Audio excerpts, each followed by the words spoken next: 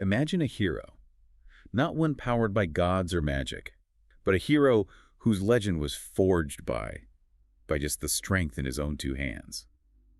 Welcome to the Deep Dive. Today, we are digging into ancient Akkad, a city so legendary that later cultures look back on it as a true golden age.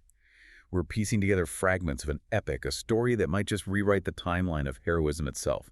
It features a champion who won through pure, raw skill, centuries before the heroes we all know. And what's so incredible here is that we're looking at texts that describe a really complex social and political event. This isn't just a simple contest. No, not at all. I mean, you have 60 kings and 70 of the best heroes from all over the known world, all gathered in one place, all vying for the same prize. And at the absolute center of it all is one man, a man whose name literally means the tiger of the Tigris River. Gurparanzah. Exactly, Gurparanzah. He is, you could say, the original action hero. The sources lay out 3 brutal royal tests he had to pass.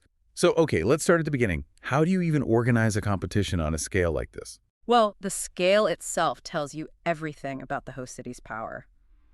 The contest is held at the palace of King Angulu of Akkad, and the prize is the hand of his daughter, Princess Tatizuli.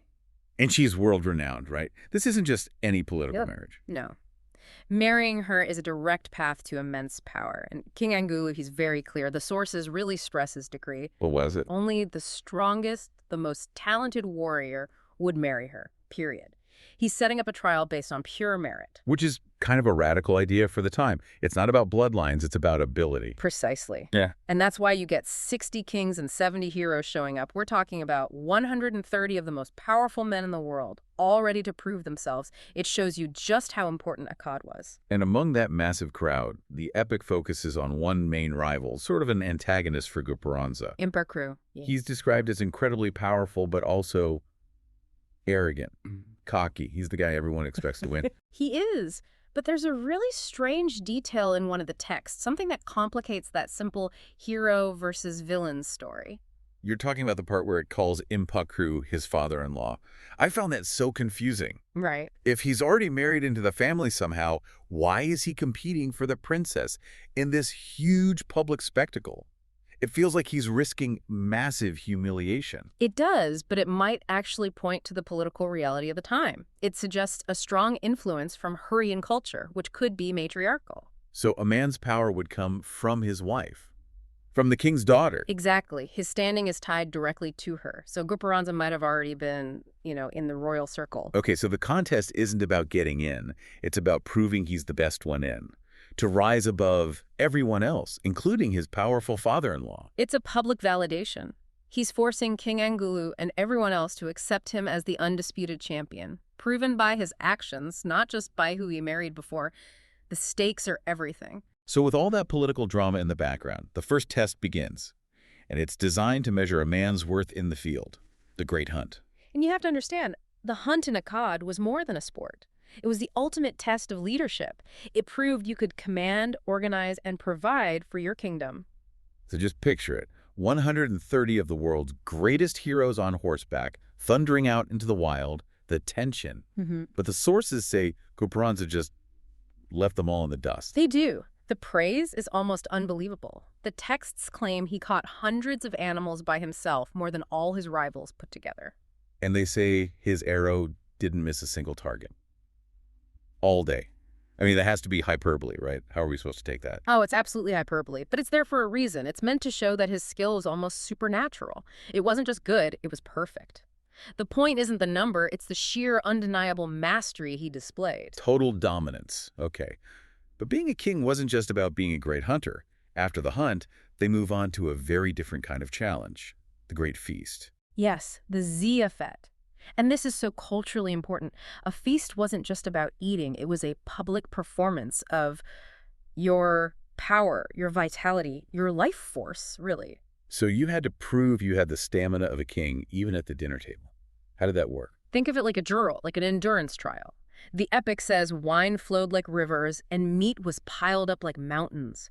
It was a test to see who had the sheer physical robustness to lead a kingdom. A man who could handle that kind of excess was seen as having the strength to handle anything. That's the idea. And again, the sources narrow it down to two men going head-to-head, Gurparanzah and Impaikuru, competing at the table. And Gurparanzah proves his strength there too. He does. He shows that his power wasn't just in his arms and his eyes, but in his core vitality. He was a king through and through. So he's proven his precision in the hunt, his vitality at the feast.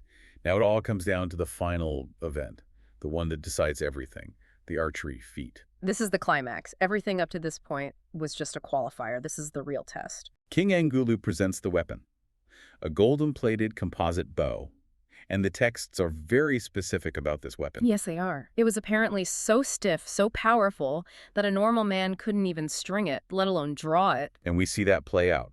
All 60 kings, all 70 heroes, they each take their turn, and they fail. Catastrophically. Most can't even bend the bow. The few who can manage to string it, they then miss the target, this little tower set up way in the distance. What about Impaikuru, the great rival? He tries, he strings the bow, he takes a shot, but Yeah. the texts describe his attempt as just mediocre, average. In the final moment, he just doesn't have it. So the stage is completely empty. Yeah. 130 of the world's best have failed. You can just imagine the silence. The political tension must have been off the charts. All these powerful men shown up by a single bow. And then Gurparanzah steps forward, the tiger of the Tigris. He takes the golden bow. You can just feel the weight of expectation. He sets himself, his muscles straining, and he bends this impossible weapon. Draws a string all the way back to his ear. He locks his eyes on that tiny target, and he lets the arrow fly. The sound must have been like thunder. And the impact of that one shot was so profound that the legend immediately splits into two different versions of what happened next. The first one is pure spectacle. The arrow flies so high, so true, that it strikes a soaring eagle out of the sky. A moving target. And the bird just falls from the heavens and lands at his feet, a sign delivered right to him. The second version is maybe even more impressive. It focuses on pure power and distance. It says the arrow flew with such force that it crossed an entire great river, probably the Tigris, Wow. and embedded itself in the wall of a city on the other side. To shoot an arrow across a major river, Yeah. it shatters what anyone thought was possible for a human being. And that is the absolute key to this whole story. This victory was won with pure skill and strength. The texts never mention any help from the gods, no magic, nothing. It's a human achievement. And it happened centuries before Homer wrote about Odysseus and his archery contest with the suitors. Centuries. It completely changes where we think this archetype of the master archer comes from. So Gurparanzah wins it all.